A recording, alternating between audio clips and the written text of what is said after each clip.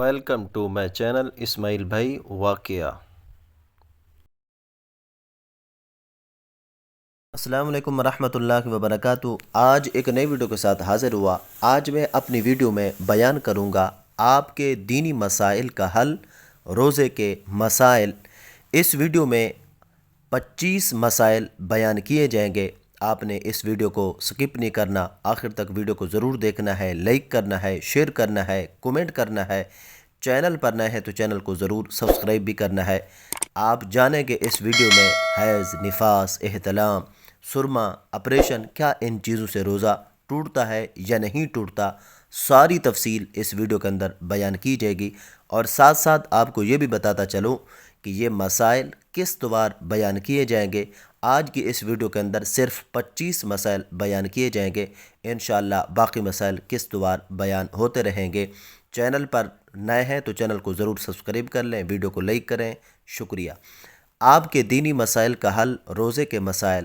Operation, ایسا operation جو دماغ اور پیٹ کے علاوہ جسم کے دوسرے حصے یا ہاتھ پاؤں وغیرہ کا جو ہو، اس سے روزہ فاسد نہیں ہوگا۔ نمبر 2، اگر ایسے اعضاء کا آپریشن جن سے دماغ یا پیٹ کی طرف قدرتی راستہ نہیں ہے، روزہ فاسد نہیں ہوگا، کیونکہ روزہ کسی ایسی چیز سے فاسد ہوتا ہے جو بدن کو درست کرنے کے لیے قدرتی راستے سے داخل کی جائے، یا دماغ اور پیٹ تک پہنچ جائے یا پہنچنے کا امکان غالب ہو۔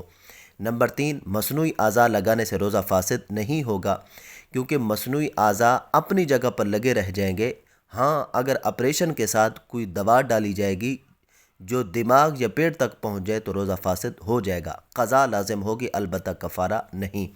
نمبر 4، اگر پیٹ یا دماغ کا آپریشن اس طرح کیا کہ کچھ کاٹ کر نکال دیا، کوئی نئی چیز داخل نہیں کی گئی تو روزہ فاسد نہیں ہوگا۔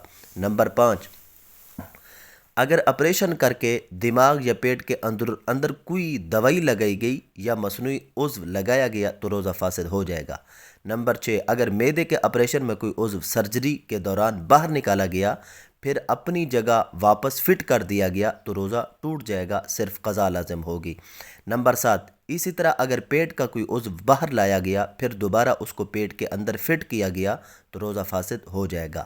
نمبر 8، آنسو، اگر روزے دار کے منہ میں آنسو داخل ہوں تو اگر تھوڑے ہوں جیسے 1-2 قطرے تو روزہ فاسد نہیں ہوگا، اور اگر بہت زیادہ آنسو منہ میں جمع ہو گئے اور ان کو نگل لیا تو روزہ فاسد ہو جائے گا۔ نمبر 9، آنکھوں میں سرما، روزے کی حالت میں دن میں سرما لگانا جائز ہے، اس سے روزے پر کوئی اثر نہیں پڑتا، یہاں تک کہ سرما لگانے کے بعد اگر تھوک یا ناک کی رطوبت میں سرمے کا اثر دکھائی دے تو بھی روزہ فاسد یا مکروہ نہیں ہوتا۔ نمبر 10، آنکھ میں دوائی، اگر روزے کے دوران آنکھ میں دوائی ڈالنے یا لگانے کی ضرورت ہے تو دوائی ڈالنا یا لگانا جائز ہے، اس سے روزہ بھی فاسد نہیں ہوگا۔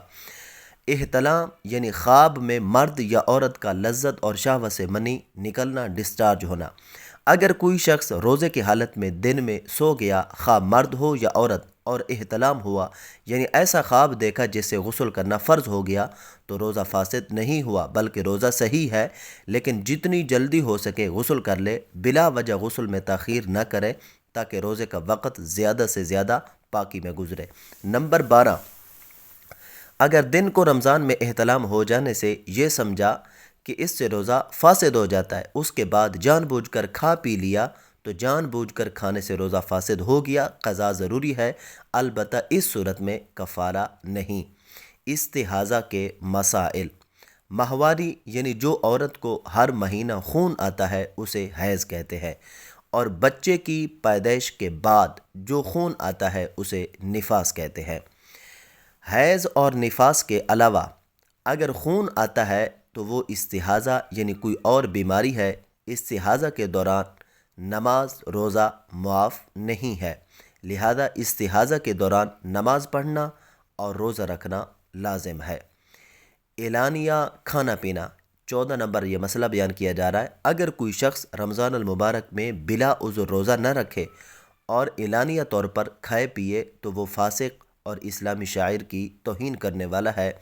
اگر باوجود نصیحت کے اپنی عادت سے باز نہ آئے تو مسلمان خلیفہ کے حکم سے ایسے آدمی کو قتل کر دیا جائے گا تاکہ کسی اور آدمی کو اعلانیہ کھانے پینے کی جرت نہ ہو۔ افطاری وقت پر کرنا۔ نمبر 15 پر آفتاب غروب ہونے کا یقین ہونے کے بعد افطار کا صحیح وقت ہو جاتا ہے، اس کے بعد افطار میں دیر کرنا مکروہ اور خلاف سنت ہے۔ ہاں، اگر کسی وجہ سے غروب آفتاب میں شک ہو تو 2-4 منٹ انتظار کر لینا بہتر ہے۔ افطاری کرانے کا ثواب۔ روزے دار کو افطار کرانے سے صغیرہ گناہ معاف ہو جاتے ہیں، جہنم کی آگ سے نجات ملتی ہے اور اتنا ثواب ملتا ہے جتنا روزے دار کو روزہ رکھ کر ملتا ہے، اور روزے دار کے ثواب میں بھی کمی نہیں ہوتی۔ نمبر 16، اگر کوئی آدمی غریب ہے اور وہ یہ ثواب حاصل کرنا چاہتا ہے تو روزے دار کو افطار کے وقت 1 گھونٹ لسی پلا دے یا 1 کھجور کھلا دے یا 1 گھونٹ پانی پلا دے تو اس کو یہ ثواب ملے گا۔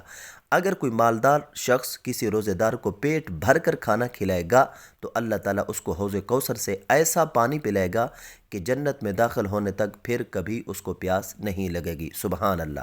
افطاری میں جلدی کرنا۔ نمبر 17، جب سورج غروب ہونا یقینی طور پر معلوم ہو جائے تو بلا تاخیر افطار کر لینا چاہیے، یہ سنت ہے اور خیر و برکت کا باعث ہے۔ محض شک اور وہم کی بنا پر افطار میں دیر کرنا درست نہیں۔ رسول اللہ صلی اللہ علیہ وسلم نے ارشاد فرمایا کہ اللہ تعالیٰ نے فرمایا کہ میرے بندوں میں زیادہ محبوب بندہ وہ ہے جو افطار میں جلدی کرے۔ نمبر 18، افطار میں اتنی جلدی نہ کرے کہ غروب سے پہلے افطار ہو جائے۔ اگر اس گمان سے افطار کر لیا کہ سورج غروب ہو گیا لیکن بعد میں معلوم ہوا کہ غروب سے پہلے افطار ہوا ہے تو روزہ فاسد ہو جائے گا، قضا ضروری ہوگی، البتہ کفارہ لازم نہیں۔ نمبر 19، سورج غروب ہونے کے بعد جلدی افطار کرنے کو غلط سمجھنا صحیح نہیں۔ نبی کریم صلی اللہ علیہ وسلم نے فرمایا کہ جب رات آ جائے اور دن چلا جائے اور سورج غروب ہو جائے تو افطار کا وقت ہو گیا۔ کتنی پیاری حدیث اور کتنی پیاری بات۔ اس سے معلوم ہوا سورج غروب ہونے کا یقین ہو گیا تو دیر کیے بغیر افطار کر لینا چاہیے۔ افطاری میں کیا ہونا چاہیے؟ 20 نمبر مسئلہ، کھجور اور چھوارے سے افطار کرنا سنت ہے، اس کے علاوہ دودھ جیسی چیز سے کرنا بہتر ہے اگرچہ لازم نہیں۔ تازہ کھجور سے افطار کرنا مستحب ہے ورنہ خشک کھجور سے، اور اگر وہ بھی نہ ہو تو پانی سے۔ حضرت انس رضی اللہ تعالیٰ عنہ فرماتے ہیں کہ نبی کریم صلی اللہ علیہ وسلم مغرب کی نماز سے پہلے چند تازہ کھجور سے افطار فرماتے تھے، اور اگر تازہ کھجور دستیاب نہ ہوتی تو خشک کھجور سے افطار فرماتے تھے، اور اگر خشک کھجوریں بھی نہ ہوتیں تو چند چلو پانی پی لیتے تھے۔ جامع ترمذی کی یہ حدیث مبارکہ۔ اکراہ یعنی زبردستی۔ 21 نمبر مسئلہ، اگر کوئی شخص روزے دار کو روزہ توڑنے پر مجبور کر رہا ہو اور نہ توڑنے کی صورت میں جان سے مار دینے کی دھمکی دے رہا ہو تو روزہ توڑ دینا واجب نہیں، البتہ جائز ہے۔ نہ توڑنا بہتر ہے، روزہ نہ توڑ کر جان دے دی تو ثواب ہے، البتہ روزے دار مریض یا مسافر ہے تو ایسی مجبوری کی صورت میں روزہ توڑ دینا واجب ہے۔ امتحان۔ 22 نمبر مسئلہ، امتحان کی وجہ سے روزہ چھوڑنا یا روزہ توڑنا جائز نہیں ہے۔ روزہ رکھے اور روزے کے ساتھ امتحان دے، اللہ تعالیٰ کی مدد ہوگی۔ انجیکشن۔ 23 نمبر مسئلہ، روزے میں انجیکشن لگوانا جائز ہے، روزہ فاسد نہیں ہوگا۔ 24 نمبر مسئلہ، انجیکشن وغیرہ لگوانے سے خواہ کسی مرض کے لیے ہو یا طاقت کے لیے روزہ فاسد نہیں ہوگا، لیکن بلا ضرورت روزے کا احساس نہ ہونے کے واسطے، یعنی روزہ سے بھوک پیاس محسوس نہ ہو، اس وجہ سے اگر طاقت کا انجیکشن لگوایا تو اس میں کراہت ہوگی، یعنی روزے کے ثواب میں کمی آئے گی۔ 25 نمبر مسئلہ، انجیکشن خواہ گوشت میں لگائے یا رگوں میں، دونوں صورتوں میں روزہ فاسد نہیں ہوگا۔ یہ مسائل جاری ہیں، آپ نے آخر تک ضرور دیکھنے۔ شکریہ۔